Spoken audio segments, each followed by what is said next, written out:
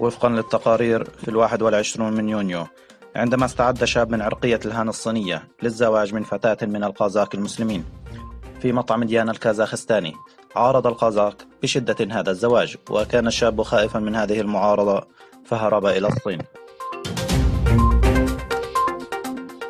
بالنظر إلى تدهور حالة حقوق الإنسان في تركستان الشرقية، يدعو مشروع حقوق الإنسان للإيغور الحكومات إلى وقف الإعادة القسرية للاجئين السياسيين من الإيغور، كما يحث مشروع حقوق الإنسان للإيغور الحكومات على منح وضع اللاجئين في حالة ملتمسي لجوء سياسيين، وهم يخافون من اضطهاد الحكومة الصينية ويطالبون بتقديم حماية لطالبي اللجوء السياسي.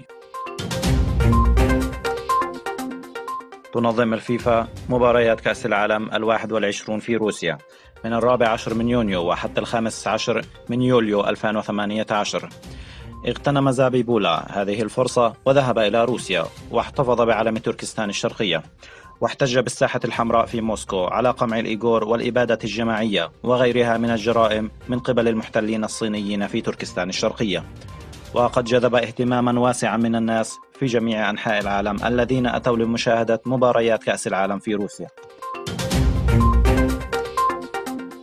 بحسب وكالة شينخوا القدس في 21 من يونيو، قال المراسل ليو شيوي: اتهم المدعي العام للاحتلال الإسرائيلي أفيه ماندل رسميا زوجة وزراء الاحتلال الإسرائيلي سارة نتنياهو بأنها أهدرت حوالي 36 مليون شيكل من الأموال العامة، أي ما يعادل 10 ملايين دولار أمريكي، وتم تقديم لائحة الاتهام للمحكمة.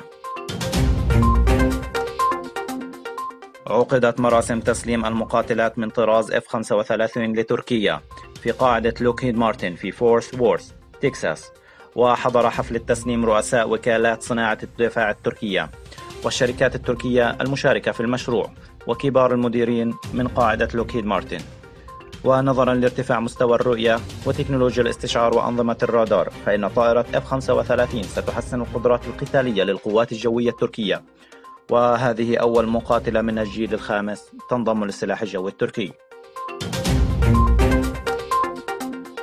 قال دهار هان كيديلاري من الكلية التركية الدولية: لقد أصبح إحياء مفهوم تركستان رمزا للاستيقاظ في الذاكرة الوطنية. إن عودة ظهور تعبير تركستان هو مناشدة المجتمع الشقيق في آسيا الوسطى. وصرح نائب مدير المعهد الأوروبي الآسيوي أنه سيكشف عن إمكانات مدينة تركستان كمركز اقتصادي للمنطقة.